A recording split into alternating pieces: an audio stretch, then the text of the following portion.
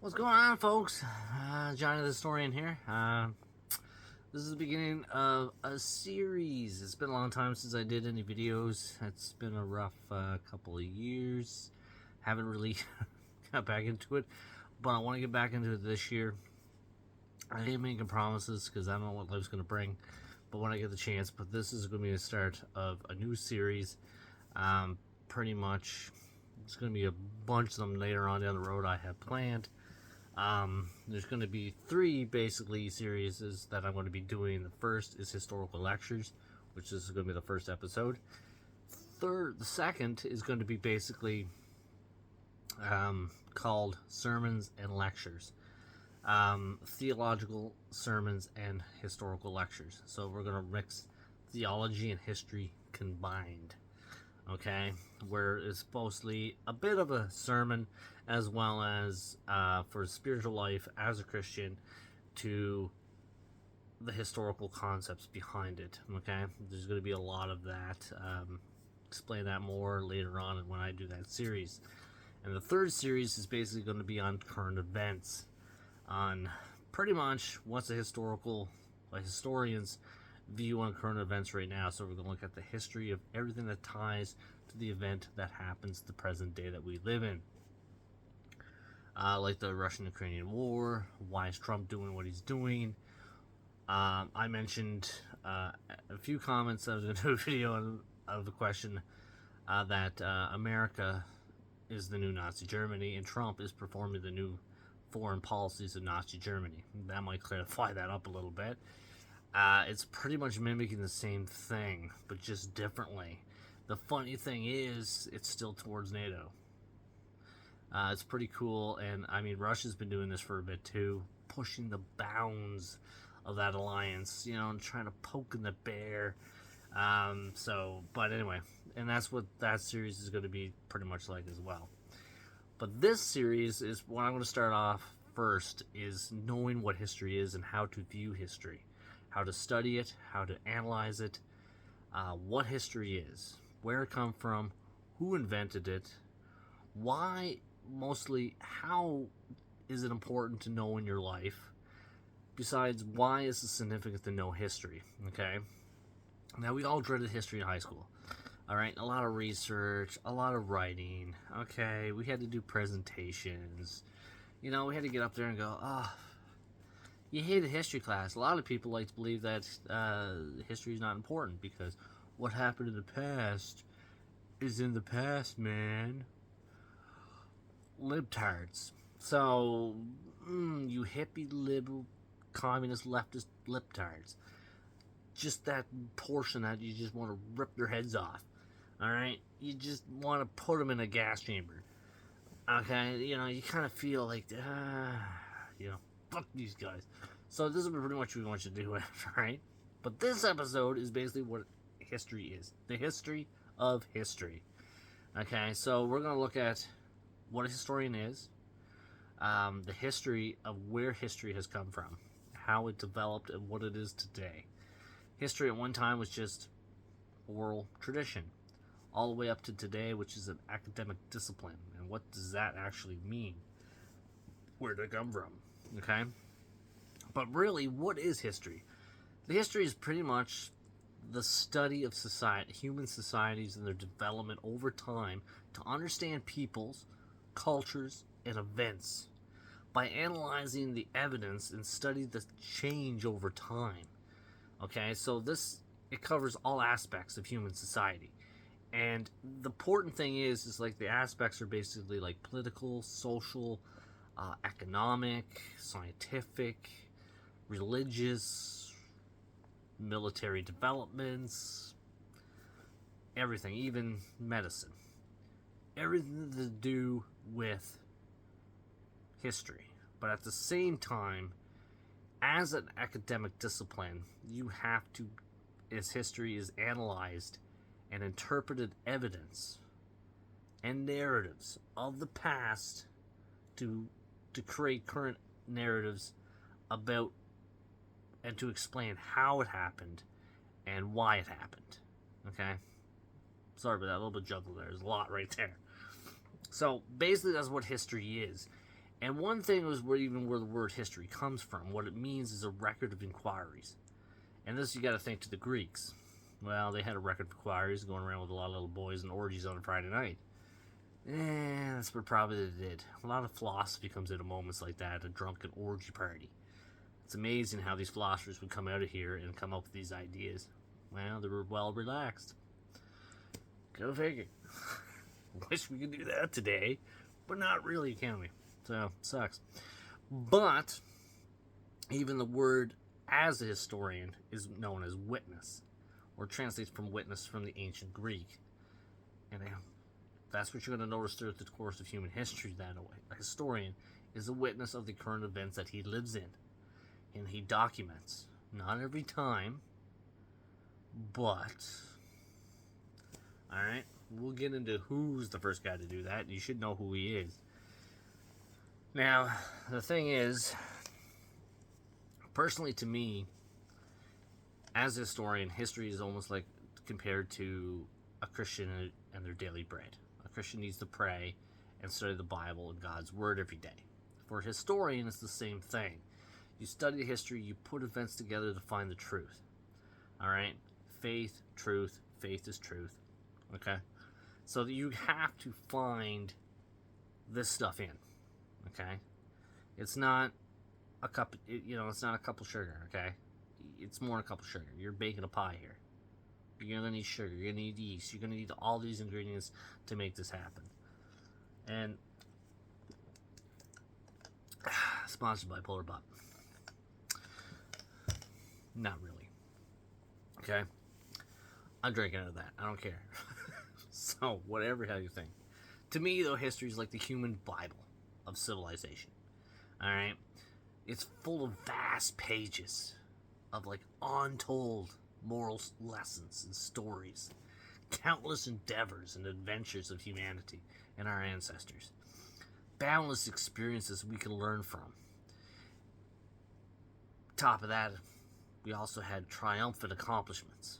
Just massive accomplishments. But also on the downside, every flip to every side, there's good and a bad, right? So we had pretty much unregrettable circumstances and deficiencies in those adventures. But this is all all comes up to humanity's current situation, where we are today in the world.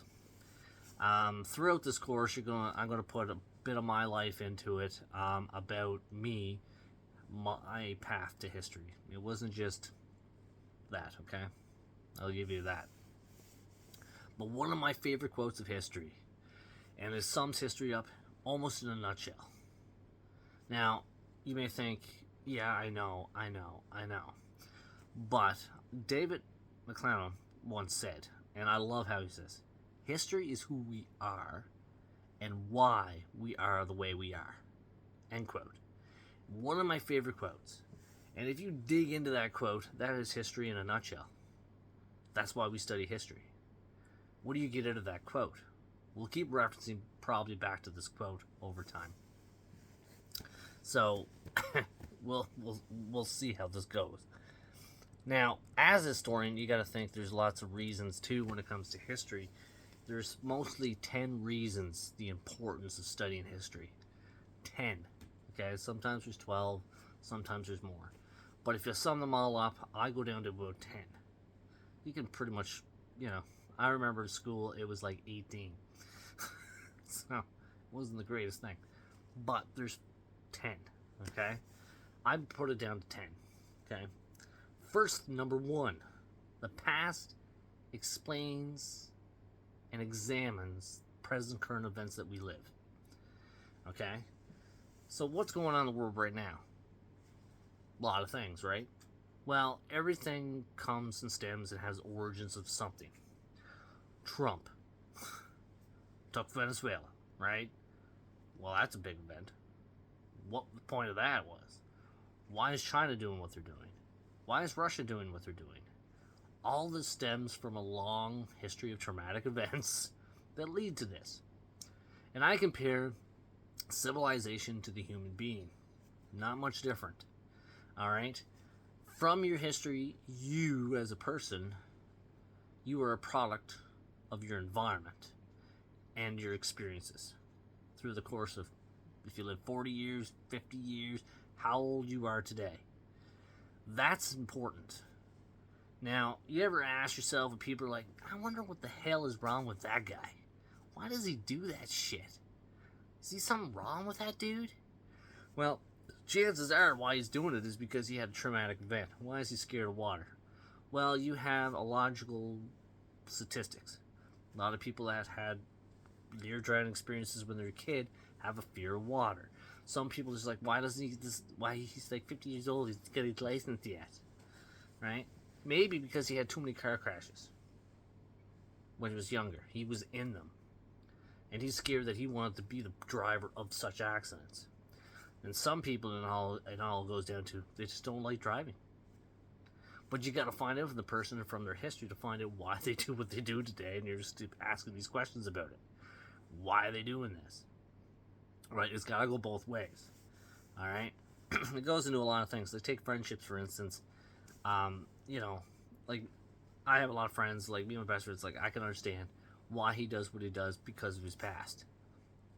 And because I know that, I can work with it. And the same thing goes for him. He knows my past, that way he can work around me. Alright? As we kind of build each other and better our lives and ourselves as individuals. Parts of history. Number 2. Alright? Now, knowing history is very important, and the significance of knowing history is pretty much what history, when you study history, it gives you the ability to understand and the builds and developments of cultural awareness and appreciation for others. And history does this very well because you have the ability, one thing in history is any historian has the ability to understand. Somebody can tell you something, you're like, I understand. There's like the two people, the history buffs. There's the history buff that just knows the facts. And there's the other history buff that knows the facts, but he can connect all the facts. That's a historian. So, what happens to appreciate others? When you learn history, you learn that. Okay, let's take the most notorious example that we all know, the Holocaust. You understand Jewish culture. You have appreciation a little bit for Jewish culture, and you can, or Muslims today, or any foreigners, or anything like that, because you understand their culture. You start to understand why they do things that are different from you. Now, it might not be right in your eyes. One thing as a historian, you can't be biased, right? When you study history, and history is not a biased thing. It just states the facts. You can't argue facts, right? You can argue with facts, but you can't argue the facts themselves.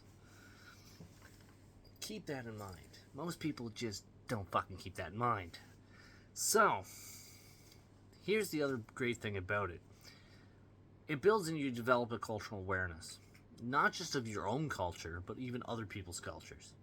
You learn their history before they even tell you their history. So you can walk into a conversation or with anybody. Like, I know enough of Islamic history and culture that I can talk to a Muslim. Okay? And they're like, you ever get in that situation, it's like, how do you know this? How do you know this is in the Quran? How do you know that happened to Muhammad? I said, well, I studied it. It's a part of history. And to understand your enemy, know thy enemy. No, that's the other side of the coin. No matter what you look at it, everything has good and bad consequences. All right. Number 3. This is what I like about number 3. Number 3 is very important to me, and it should be important to you because it gives 3 things into one. All right. You're going to have an understanding of your own self-identity, your national identity, and most importantly, your family identity. Well, they're actually all most important. Let's go with the first in number 3. All right? To know yourself. Today, we live in a society of identity crisis. All right? We know gender. I don't know where I come from. I don't know where. Okay? One thing I learned in my life is that history itself gave me a self-appreciation. All right? My own history. All right? I looked at all my experiences, what I learned from them, what I didn't learn from them, and then I applied them. All right? You learn from the past, not to repeat, to continue moving forward, right? Because your history will predict your future. All right? And what that means on a psychological scale as well, think about it. How many people do you know that were alcoholics, grew up around alcoholics, or abusive relationships with their parents or their siblings, or in a broken home? And you're like, well, I can see where this is probably going to be going in 20 years from now. And they end up making their own little broken home and having their own little drug or alcoholic issues. Or turn into a wife beater, which you see a lot of. That's usually pretty notorious. Alright, you can kind of predict where this is going. And with stats and statistics, is also a part of history, is basically showing you that not necessarily that's going to happen, but the percentage of it's happening is going to be pretty high, that I can predict this guy's future, right? And the funny thing is, if you're really good and self-aware of yourself and know yourself very well, you could predict your own future without even you knowing it, subconsciously. You know, it's like, well, I don't really like doing that because of my past. Chances are I'm not going to do it in the future, right? Second thing is your family, where we all come from. Everybody on this planet has parents. Everybody on this planet came from some kind of family. You know it, or you don't know it, or you're in search for it. One thing about it is, you look at your genealogy, right? Where'd you come from? You know, mom, dad, they had you as a baby. Dad, blew a load, mom, I came out. Well, that's just rocket science, isn't it now? Congratulations, you're going to fuck the Mars. You're a rocket scientist. Duh. Alright, we're not talking about biology, we're talking about history itself. Right? So, I looked in my family's history, and my family's history on one of my sides of my family goes back way, way back. And I love to learn what my grandparents did, and so forth and so on. Same thing as for most people, they lack that identity. Family makes a lot of who you are. It's one of the 5 spheres of influence in a person's life. So you learn this as a historian. Well, you learn this in high school, the 5 spheres of influence. Well, that still applies. High school or not, it applies to every historian right to their dying day. It's the basics of history. So if you go through this and then you go back, you look at your own family. Right? Yeah, my grandfather was like this really important guy when it came to the wood world. And sports on the Mirror Machine. It was like awesome. This guy was the bomb. He was the bomb. It gave me a sense of pride. And it also gave me like a long leading into the feel to myself that I have to do something with my life, or at least try. I got a big shoes to fill. But I knew who I was. I was away. That's me, and I'm proud to have that last name. So you're proud to have your last name, or you're proud to have the name you're given even, but either or. Now, as we all know, families, you get a bunch of families, hundreds, then thousands of families, that has a national identity. All these families experienced the Great Depression at one time. So, the First and Second World War, they all went through the Korean War, they all went through the Cold War, they all went through down the road, we're going to be like, you guys went through the Trudeau era? Like, Justin? Yeah, I wish I would live during the 40s. I wish I just was... I wish I lived the Great Depression instead of living through the Trudeau era. We call that the libtard era. Libtard period of Canadian history.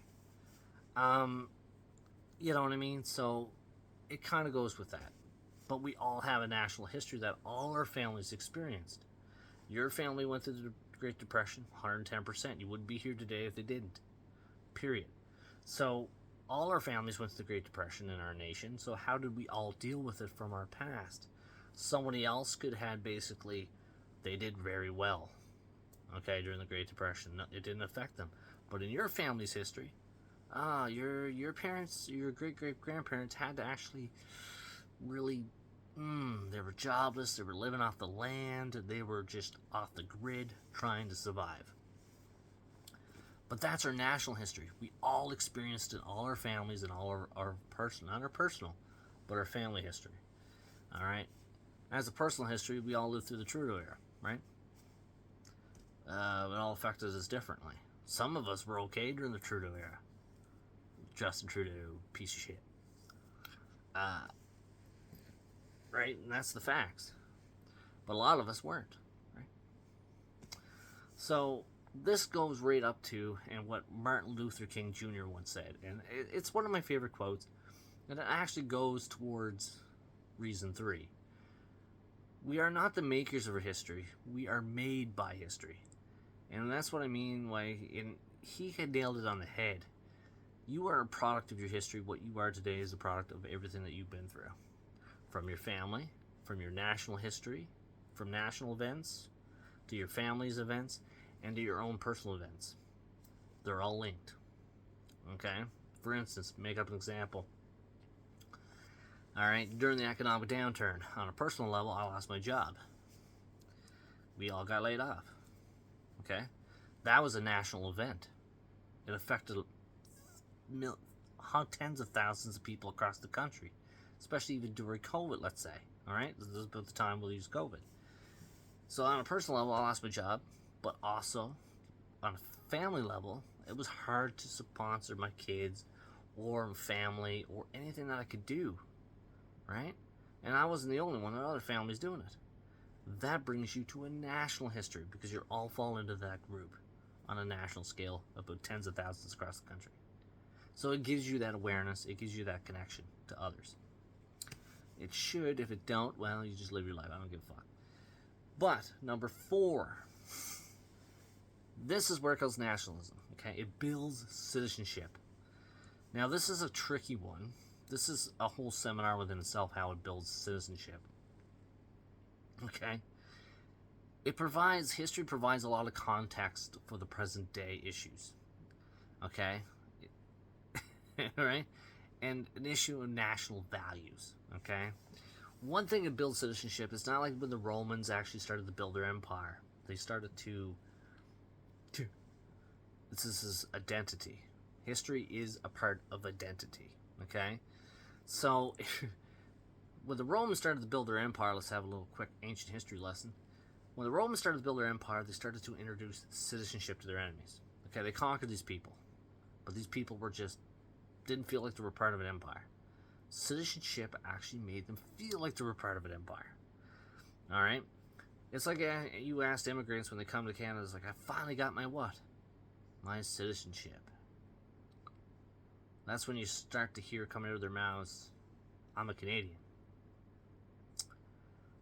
Don't you get me on that button. That's going to be another one. Okay? But this will lead you to number 5, sorry. Number 5. One thing about studying history, it gives you pretty much critical skills. Critical and analyzing skills. Now, most people go into history and do actually become a lawyer, because it's the same procedures and policies on both, and in both disciplines. All right, it has the same everything almost, just differently.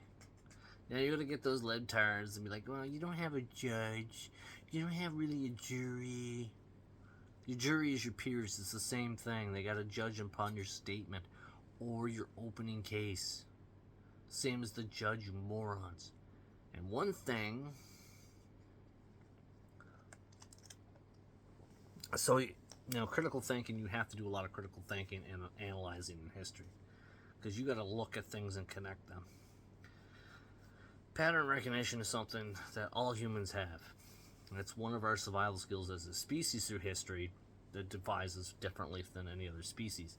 Is the fact of the pattern or pattern recognition. Alright? We can remember this stuff. And we can see connections over time. That's what a historian got to do. If you don't want to do that, you're just a buff. History buff. That's all you are. Alright? Number 5. One thing history does actually develop really well. Okay, you learned this in high school. You went in there and you did what? You researched. When you're researching, you're doing what? You're reading. You're doing a lot of reading. Alright? So you're working on your reading skills. Then what are you doing with all that reading and research and all the information you put together? Then you start learning your writing skills. But most importantly when it comes to history is you have to, especially for your tests and exams, you have to remember a lot of what? Facts. You have to do a lot of memorization. Memorization is critical to history, but is not the main thing. Okay? The difference between a historian or a person that just and a history buff is history buff just knows the facts. A historian, remember, knows the facts but knows how to connect them. So you have to, regardless, you have to memorize the dates, the people, the events, the places. You gotta know this because you gotta state your case. 2, your thesis is pretty much the same thing as your in court. Opening statements. My client's guilty because. My client's innocent because. Well, Hitler was good because. Hitler was bad because. Same thing. Then you gotta get people to view it and then make judgments upon it to make sure the evidence suggested is correct. And you gotta lose a lot of evidence to back up your opening statement. No different. Okay? Same procedure, just different. A little bit different. But this brings you to number 7. Alright, now number 7 is pretty crucial. Because like you were doing back in high school, believe it or not, you're doing a lot of problem solving and investigation skills. Okay? Especially when it comes to myths, legends, stories, mysteries, like those urban legends. Now, we'll take the most famous one, Troy. You gotta remember, for thousands of years, Troy was pretty much a myth. You read it, there's gods, there's Hercules, there's Achilles. You have these supernatural beings, these supernatural people, but you also got real people. The gods are involved. This becomes a myth or legend. They didn't think this place existed. Now, it did by the turn of the 20th century. So, they finally found Troy. That shattered everything. And people and historians even before that actually did investigations on what they were doing. So, they're investigating. His investigation led him to a certain location, and behold, he was right. He was the guy that discovered it. I can't remember the guy's name offhand. I'm a terrible historian, but this is not my forte. It's with archaeology. But that's the thing. You have to do a lot of investigation and problem solving. Problem solving is trying to put all the pieces together to find out the location. What was the murder weapon? All right? Where was the crime scene? We know that the myth was dragged to Greece, but where did it originally come from? Right? We gotta go back to the original scene of this war, the Trojan War. Where's Troy? Gotta find Troy. The body's dumped on the other side of the Adriatic Sea. It leads us right onto the other side, on the Turkey side, right? This is investigations. You have to do it as a historian. It's not always clear.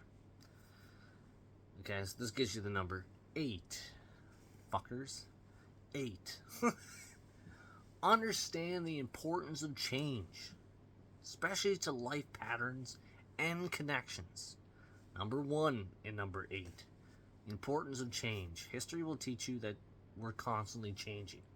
Well, it's the same thing in science, right? Same thing in life. Everything, you're constantly changing. In your life, what you believed 20 years ago, chances are half those beliefs don't exist today in you. Alright? For instance, a lot of you guys know when I was in high school, I was an enthusiastic communist. Alright? I was known as Johnny the Commie all the way. I was a total extreme leftist. I will bypass Marxism, but bypass socialism, went right to communism. I went around the school waving the manifesto like it was the Bible and I was a preacher. Alright? At the same time, it kind of conflicted with me because the abolition to abolish religion was kind of, I still had that, right? So, put everything else in that I loved, right? But now, throughout the course of my life and the experiences that I have, it led me to more of a central and rightist approach in life, right? I'm not the same I was then as I am now. I have different views, I have different beliefs, and a lot of these beliefs I still have. For instance, some of them I probably can't mention, but fuck it. We're going to mention gay marriage. No. Okay? Don't believe it.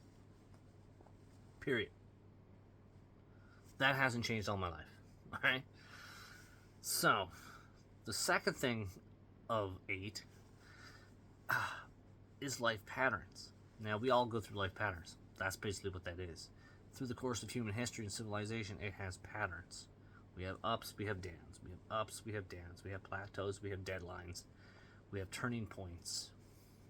These are all patterns, life patterns. And civilization itself has a pretty goddamn good life. Sort of taking Lord's name in vain. Second, and the last name is just pattern recognitions and connections. Pretty simple. How do you connect two pieces together? How do you connect, for instance, today's event of the Russian-Ukrainian war to 1,000 years ago? There is a connection. Make it. We'll do that in other seminars. Okay? But really, to sum it all up, okay, you have the 4 C's. Now, this is not religiously beat into stone like the 10 Commandments. But this actually is a good summing up, and I personally believe it's actually should be inserts, is the 4 C's. Quiff, cunt, no, we're not gonna, okay, cocksucker, no, not those 4 C's, okay? We're not looking at those 4 C's. First one, though, the 4 C's is contents. Now, contents is pretty much the understanding of surrounding circumstances, okay? Like the history, environment, and situations that pretty much arose in the time that you are studying. That's the contents, okay? Also, the historical narrative. Pretty much the archival, the physical, and the narrative history, okay, of that time. Now, number 2C is a bigger quiff, okay? Alright? A bigger... So, pretty much, you would ask the questions of, for the contents, what's the background, right? You would ask questions on what factors influence such an event. Alright, that would be the contents. You would ask such questions. For an example, alright? But number 2 is connection. Connection is very important because you're identifying relationships, links, networks, and pretty much anything to link to some event. Alright? So I usually put it as a whole tree. Okay, if you're talking about, let's say, World War I, that's your trunk. Alright? So from 1914 to 1918, that's going to be your trunk of your tree. That's the main meat that you're going to be discussing. But the problem is with the main meat, you have 2 ends. The root system is all the origins. The tree originally comes from the ground. Grows up, right? It doesn't grow up down into the earth. So your roots are your origins, right? Your grassroots, who you are. Same as any situation. Same idea. So you're going to have all these roots that's going to lead to the main event. That caused the main event. In this case, First World War. But then, after those 4 years are over, you have the foliage. Now, it all breaks off into certain events because they will go and spot all over the place because it all came back to the causes of the First World War, or the after effects and consequences of. I look at it as a tree. Roots, trunk, foliage. Okay? That is your connections. And all those roots, you need to connect. Alright? But that's usually how that goes. Now the third one is change. Change. Well, change is a pretty big one. Throughout the course of history, if nothing changed, we'd be still sitting in the fucking Stone Age, sitting around Flintstone, putting stone dildos up our arse, and having a good old day, and watching the dinosaurs go by and feed on graze on the lawn. Change is inevitable. Even Mother Nature will teach you change is inevitable. So one thing about the change, though, is with change you have to pretty much analysis. I would say more like it, an evolution of things, shifts and impacts of events, the potential and the transforming of events or people or times. That goes with change. All right. How did the Industrial Revolution impact the world? This was a huge dramatic change for not just everybody, not just Britain, but the entire world. It accelerated the world on a massive scale never seen before. People had to adapt and change really more and more quickly than any other time in history. Even today, it's more than the Industrial Revolution when it took place in 1750s. When it started until the 1850s is the main period of industrialization. Now it's more quick pace. But the fourth, well, that's comparison. Now, comparison is evaluating the differences and similarities of different events or different periods, eras, times, people. Doesn't matter what it is when it comes to the history. You have to take this, see the similarities and the differences. Alright, if you wanted to say, well, what's the similarities between Hitler and Stalin? What are the differences between Hitler and Stalin? Now, once you understand those differences, you're going to go against a lot of benchmark ideas against it. Alright, you're going to sponsor it. You're going to do what? Right? So you're going to have past statements about that time to this time. It's a little bit more complex than a comparison, but so basically all you have to remember for that one is evaluating and analyzing the differences and similarities of what narrative you are studying of history. Pretty simple. Alright. But what's a historian? Okay. Question is, you have history, but there's always some subject out there, as you know, like, what's a gay guy do? You know what he does? He's an ass reamer. What's a guy that does history? He's a historian. Now, who studies history? That's it. Alright? You got a lot of history buffs out there. Alright? Pretty much, there's three things, alright, that a historian actually does. And it's very important. First thing you do is preserve the past. You preserve where everybody comes from. Now, historians don't get enough credit, okay? On so many scales, but you preserve someone's past, alright?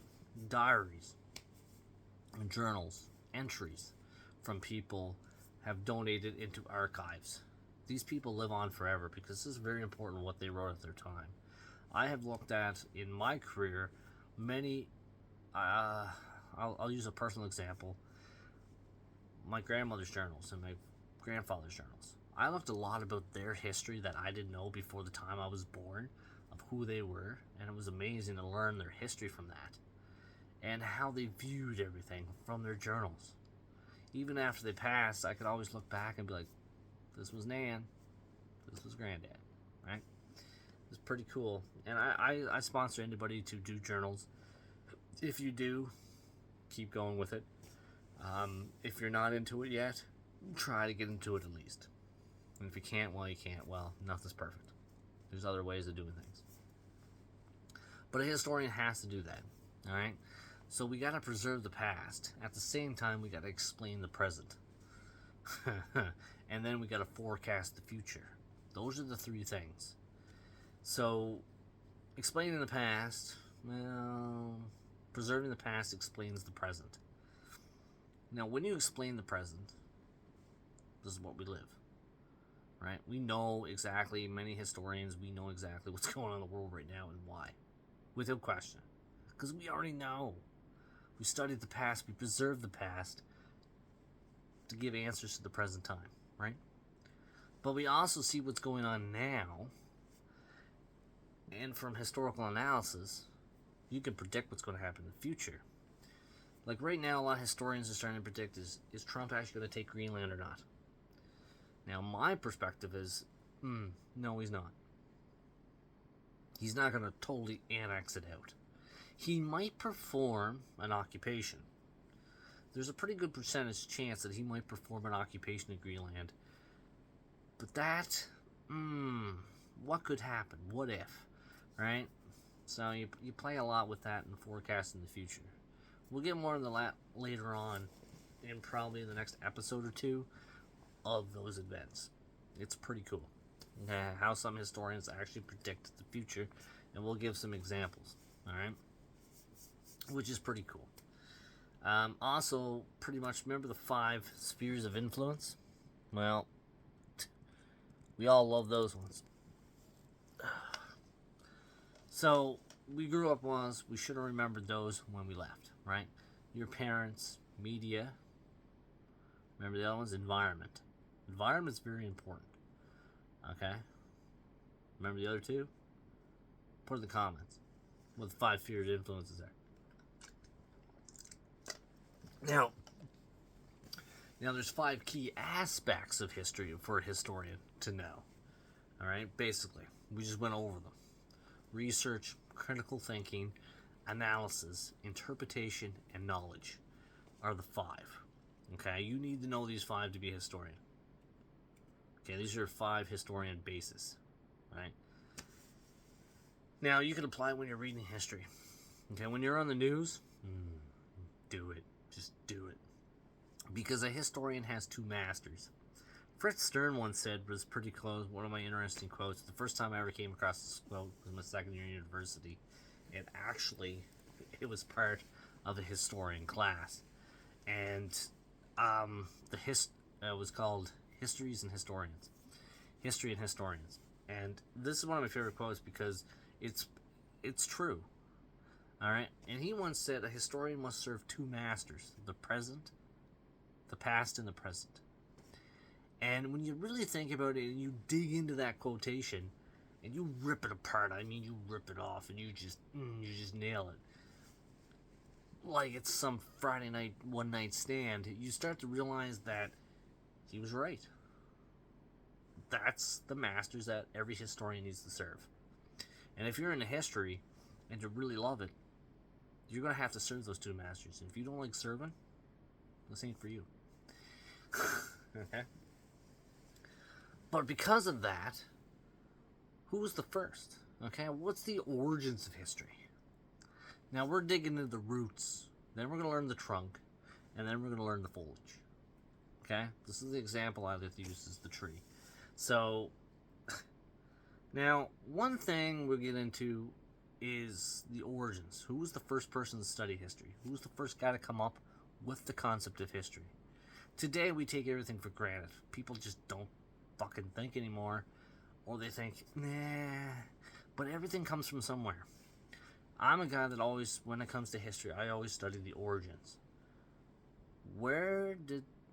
How did everything lead up to this? Okay? Right? The present of that time and of the present day. I always like to study the origins because origins is basically what we always do today. Right? How many people ever thought, what's the meaning of life? The origins of life. Where did we come from? We come from one single bacteria at one time, if you believe in evolution. If you believe in Christianity, did we come from God created us in His own image? You're in the Garden of Eden. But it doesn't matter what side you believe, there's an origin story. But it all goes back to the Big Bang.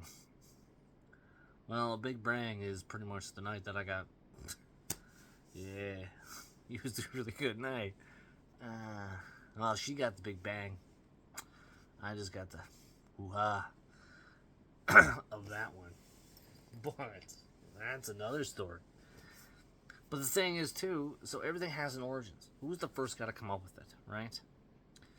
And so who was the first guy? Now, every historian has, like we all have, a father. Who doesn't have a father? You might know your father. You might not know your father. You might in search of knowing who your biological father is. Who knows? But that is part of your history now, isn't it? And who you are today on current events. Kind of funny. Similar.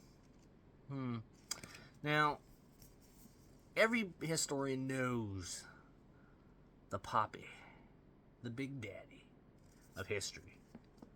Herodotus. Alright? Now, Herodotus is known. Okay, Herodotus is an interesting guy. He was a historian and a geographer. Two major things that he did.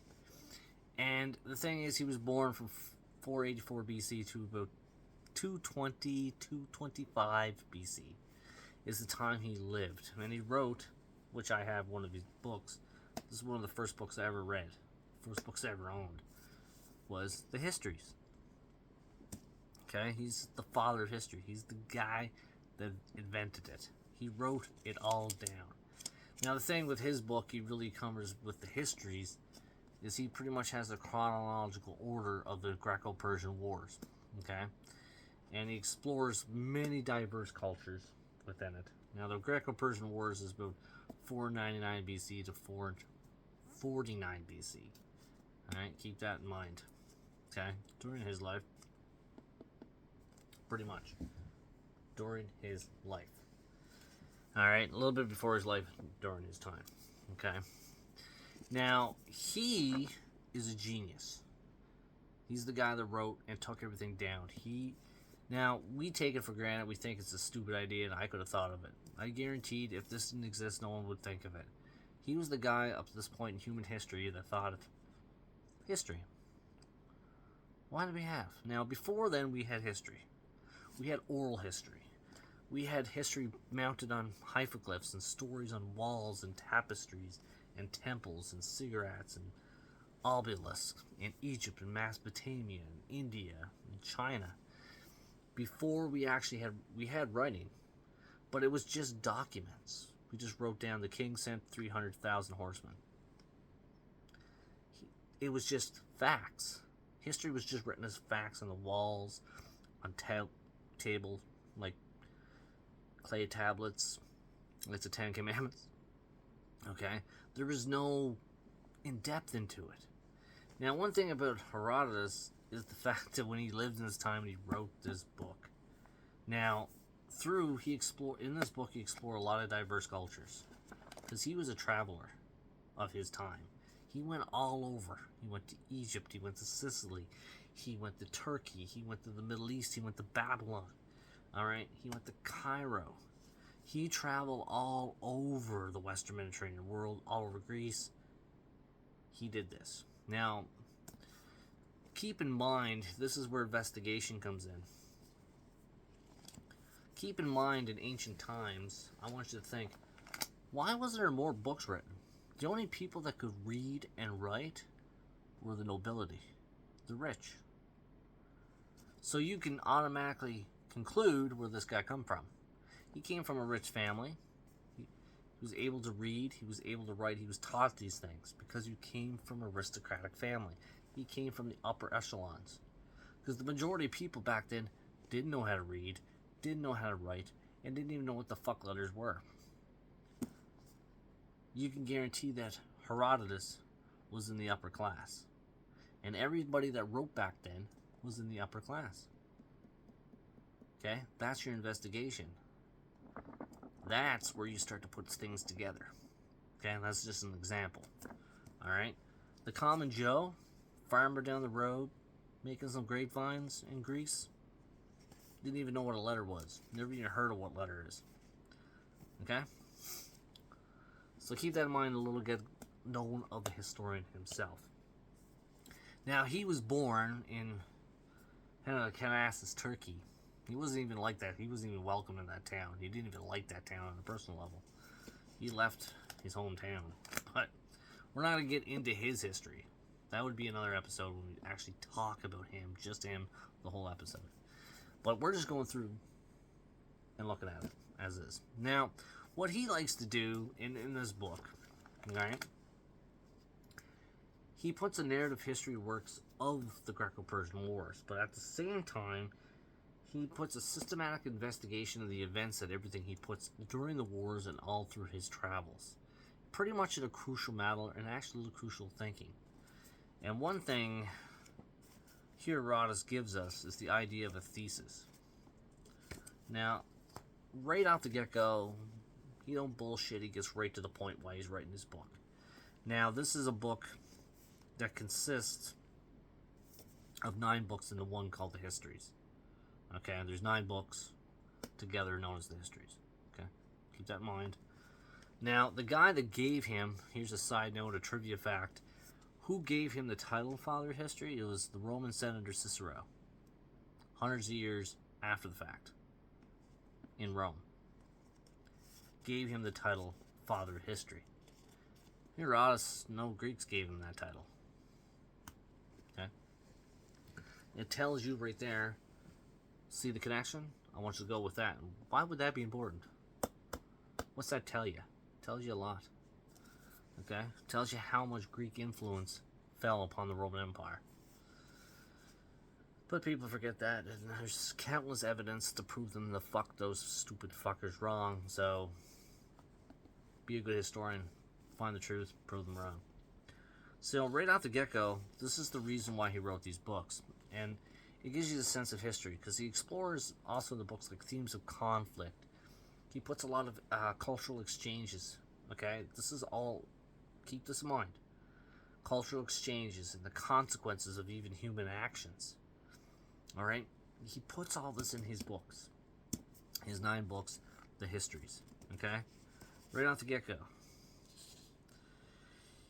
So that human achievements may not become forgotten in time. Now, this was a thought that always existed. Right? If you forget the past, doomed to repeat it. Well, that's right off the get-go. Alright? In great and marvelous deeds. Some displayed by Greeks, some by barbarians. May not be without their glory, and especially to show why the two peoples fought each other. And if you read on, he tells you right off the get-go why he wrote this book.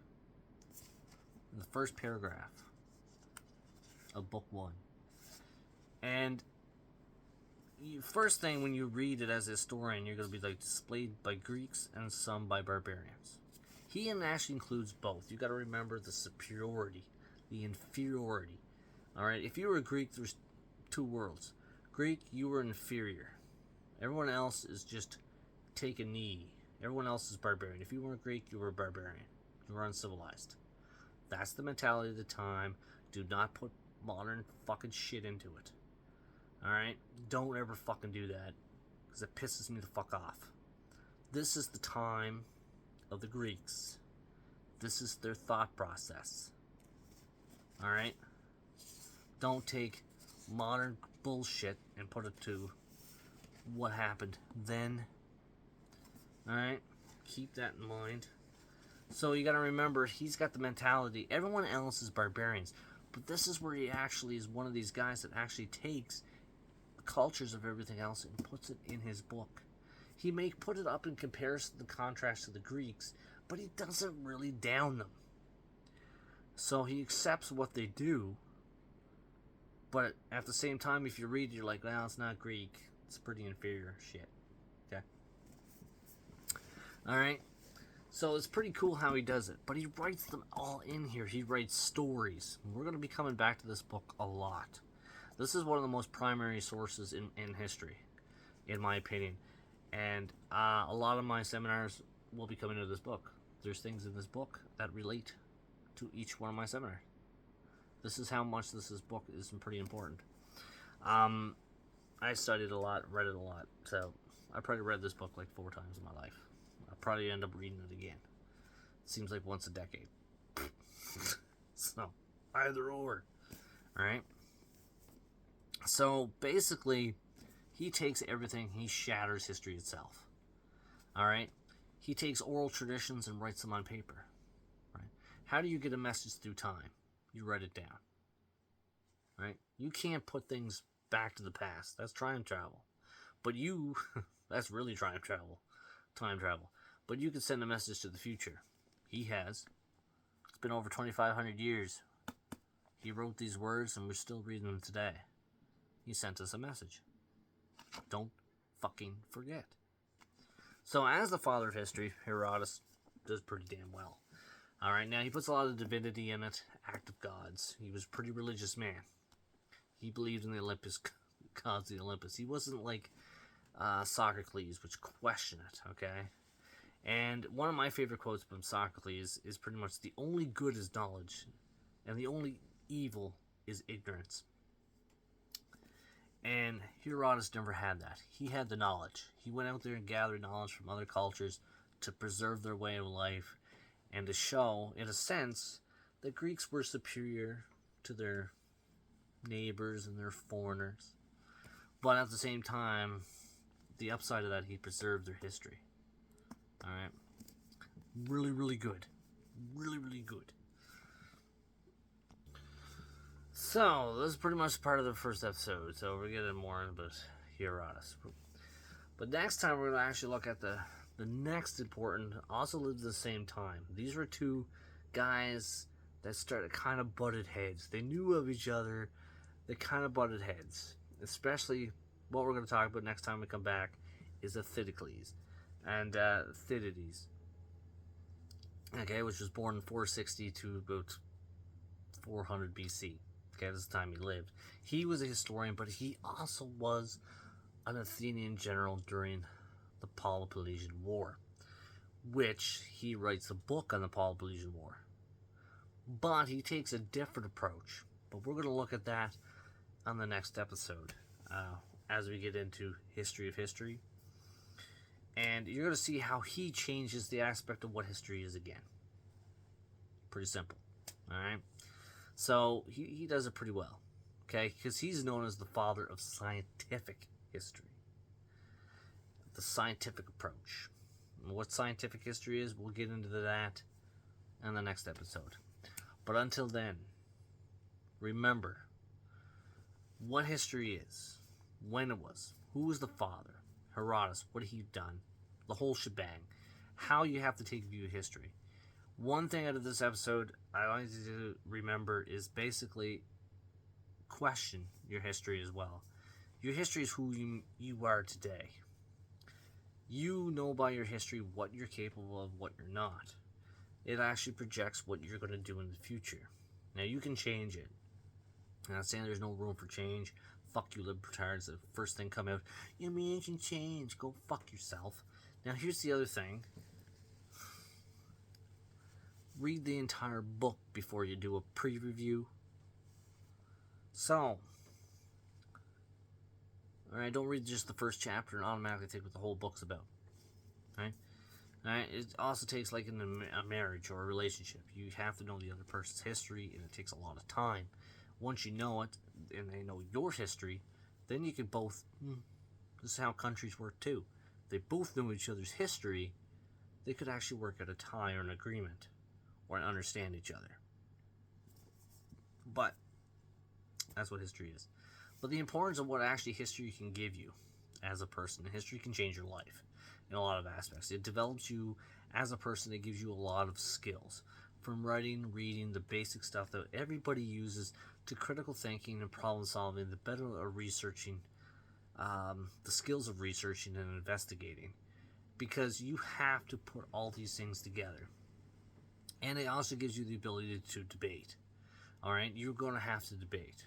Alright, we'll give it a prime example. If you could say Hitler, here's the good things about Hitler, and here's the bad things about Hitler, you are doing an investigation. Okay? Because realistically, and the reality is, you have to find the truth. And the reality is, Hitler was really good for Germany in the 30s. Wasn't he? That's the truth. It sucks to hear. I know Jewish historians will say that. Jewish historians. Because they realize the truth. And it sucks to say, as much as I hate Nazis, it's true. But at the same time, they fuck up in the 40s now, don't they? So, right? So you can say there's your argument for the bad, right? But anyways, and that's this episode. Now, the next episode, we're going to talk about more historians right up until what a historian is. Okay? What I think in the possessions of what a good historian is. With everything else combined. Okay? We'll add the cream on the top. The cherry, if you will. Alright? Until next time. Stay close. Remember, study history. And if everybody gets facts wrong, it just pisses me off too. I'll give you that note. And if they do, tell them to go. You know what to do.